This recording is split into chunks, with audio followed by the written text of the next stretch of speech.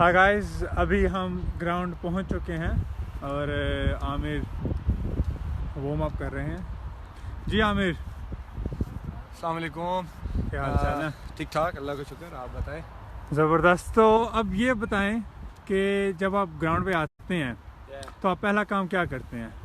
सबसे पहला काम इम्पोर्टेंट है कि वार्म अप, क्योंकि as a bowler, as a player, as a professional अगर आपने इंजरीज से बचना है, क्योंकि आपकी बॉडी को स्ट्रेच ज़रूरी होता है कि आप कोई भी चीज़ स्टार्ट करने लगे, चाहे वो बैटिंग है, चाहे वो फील्डिंग है, चाहे वो बॉलिंग है। स्ट्रेचिंग, वार्म अप, क्योंकि वार्म अप में रनिंग, आपका स्ट्रेच, क्योंकि जब तक आपकी बॉडी वार्म नहीं होती, अगर आप सडनली किसी चीज़ को करेंगे, बर्डन पड़ेगा, स्ट्रेस पड़ेगा, आपको उसमें इंजरी भी हो सकती है। तो आपकी फेवरेट स्ट्रेच एक्सरसाइजेज कौन सी हैं जब बॉलिंग करने से पहले? बॉलर तो मैं जॉग करता हूँ, स्टार्ट जॉग से करता हूँ, लेकिन जॉग से पहले भी आपका जो म्यूचुअल स्ट्रेचिंग होती है, जैसे फॉर्म रोलर हो गया, बैंड्स होते हैं, उनके साथ स्ट्रेचिंग करना सबसे पहले, क्योंकि मसल को आपने बिल्टअप करना होता है कि रनिंग के लिए, तो उससे पहले आपने नॉर्मल स्ट्रेचिंग करनी होती है। बैक की हो गई, हैमस्ट्रिंग की हो गई, शोल्डर्स की हो गई।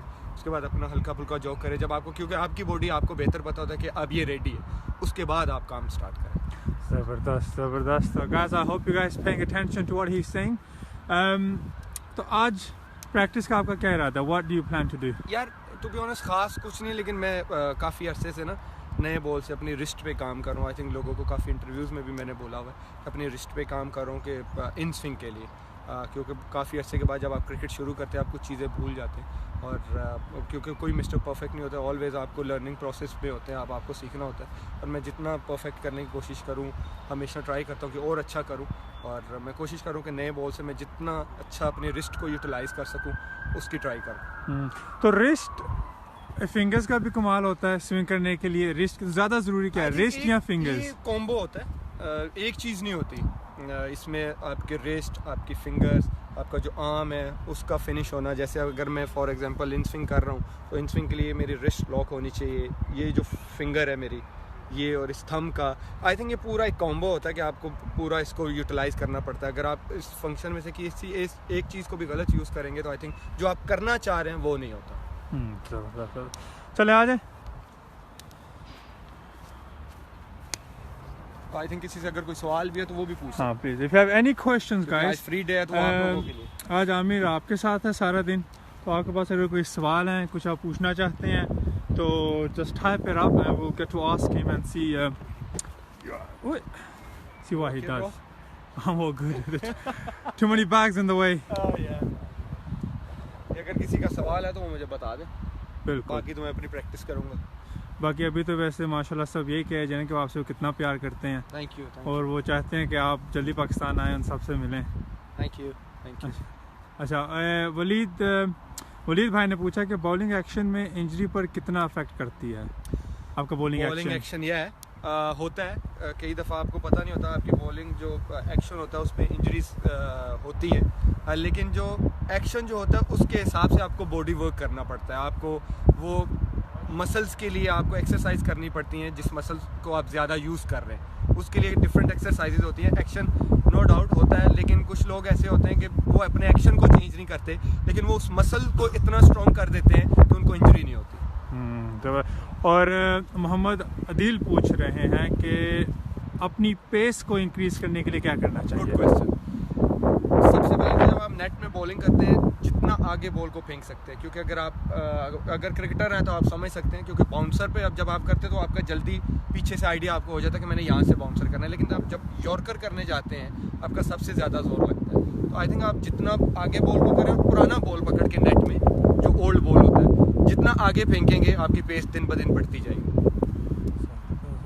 और वो के एक भाई पूछ रहे हैं कि हाइट का फ़र्क पड़ता है या नहीं, या ज़्यादा कमाल सिर्फ रिस्ट और फिंगर्स का ही है? हाइट का अगर हाइट हो तो आप आई थिंक बोनस ये आपके लिए, हाइट का फास्ट बॉलर के लिए होना बड़ी अच्छी चीज़ है, लेकिन ये है कि वो आपकी नेचुरल चीज़ें भी होती हैं। कुछ जो शॉर्ट हाइट के होते हैं वो ट्रिकी भी बड़े होते हैं, क्योंकि उनका बाउंसर वगैरह बड़े स्किटी बॉलर्स होते हैं, उनका नहीं होता, उनको भी काफ़ी फ़ायदा होता है। लेकिन आई थिंक ये एज अ फास्ट बॉलर आपको हाइट का प्लस पॉइंट होता है।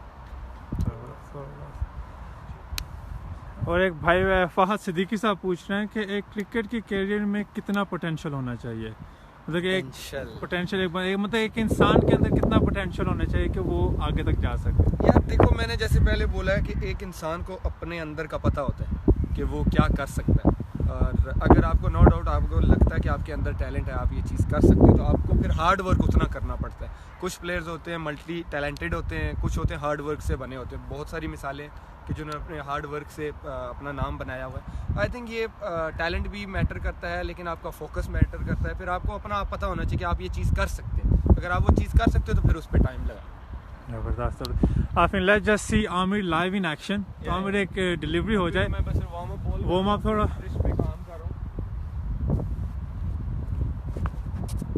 या इनस्विंग हुआ है। आपने देखा था ये इनस्विंग हुआ। अभी हम आमिर से पूछते हैं कि इन्होंने इनस्विंग ये की कैसे, और पोजीशन क्या थी बॉल की, और किस तरह इन्होंने बॉल को अंदर लेकर आए। जैसे मैंने बोला है कि रिस्ट को है ना, रिस्ट का लॉक रहना, फिर आप जिस टारगेट पे आप बॉल कर रहे होते हैं उसको आप फोकस करें।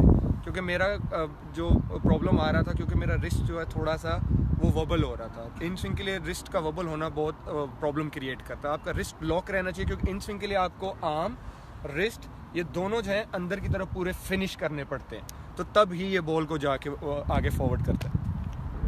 तो इसके लिए कोई स्पेशल रिस्ट की एक्सरसाइजेस होती हैं, या you just kind of learn with time? Exercise तो आई डोंट थिंक सो कि कोई स्पेसिफिक हो, लेकिन ये है कि आपके शोल्डर्स वगैरह या आर्म्स वगैरह तगड़े होने चाहिए, क्योंकि एज अ बॉलर आपको वैसे ही फिट रहना पड़ता है, और जितना आप फिट रहते हैं आप अच्छा परफॉर्म करते हैं। मेरा हमेशा से ये बिलीव है कि आप जितना फिटनेस पे ध्यान देते हैं एज अ फास्ट बॉलर, क्योंकि आपकी जान सबसे ज़्यादा लगती है एज अ फास्ट बॉलर, क्योंकि फास्ट बॉलर वो कि उसने बॉलिंग भी करनी है, फील्डिंग भी करनी है, 50 ओवर 90 ओवर, उसकी फिटनेस का डबल होना बहुत ज़रूरी होता है।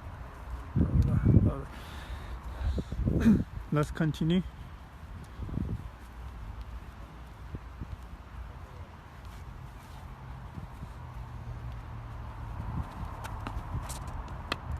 Wow, what a beauty.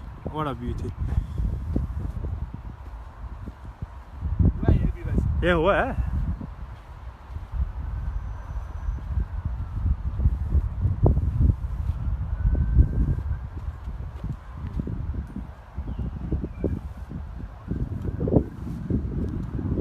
तो एक भाई पूछ रहे हैं कि हवा का कितना असर होता है स्विंग के ऊपर? यस, हवा का होता है, डेफिनेटली होता है, क्योंकि विंड जो है बॉल को काफ़ी कई दफ़ा उसको स्टॉप भी करती है। अगर आप अगेंस्ट द विंड कर रहे हैं, जहाँ तक मैंने देखा अगेंस्ट द विंड ज़्यादा बॉल स्विंग होता है, क्योंकि उसको बॉल को जो है वो जाते हुए रोकती है, तो बॉल हवा में स्विंग होता है। वो विंड में जो है ना उसका, अगर फास्ट बॉलर हैं आप अगेंस्ट द विंड बॉल करके देखना, क्योंकि अगेंस्ट द विंड मुझे लगता है कि मेरा जो एक्सपीरियंस है कि ज़्यादा स्विंग होता है। तो अगर आप फास्ट बॉलर हैं और आप अगेंस्ट द विंड भाग रहे हैं बॉलिंग करते हुए, तो फिर जब डिलीवरी करते वक्त अगर आपने इन स्विंग सोची हुई है, तो do you have to factor the wind in your position of the arms? Yes, some time अगर आपको फील होता है कि विंड ज़्यादा है, फिर आप स्विंग की बजाय वो स्पॉट ढूंढें जहां आपने बॉल करना है। आई थिंक जो सारे बात करते हैं, अगर राइट हैंडर खेल रहा है तो सबका जो एम होता है कि वो इन दो विकेटों को, इन दो स्टंप्स को एम करें। फिर अगर आपको लगे कि विंड ज़्यादा है तो फिर आप इनको एम करें।